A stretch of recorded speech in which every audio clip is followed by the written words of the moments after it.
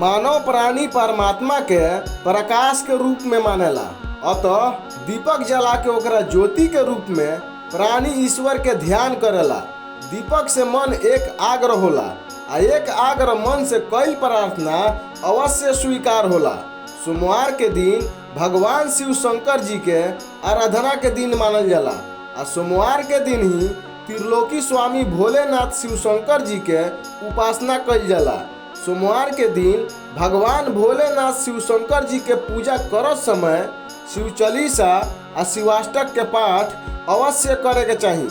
शिव चालीसा आ शिवाष्टक के पाठ कइला से घर में सुख शांति आ खुशहाली आवेला, हर बलाय हर बाधा टल जाला, प्राणी सुखी जीवन जिए लागेला, आपस में प्रेम बनल रहेला। शिव चालीसा आ शिवाष्टक के पाठ कइला से त्रिलोकी स्वामी भगवान शिव शंकर जी भक्त के शुभ आशीर्वाद देवेनी आ शीघ्र ही भक्त के हर मनोकामना पूर्ण करेनी।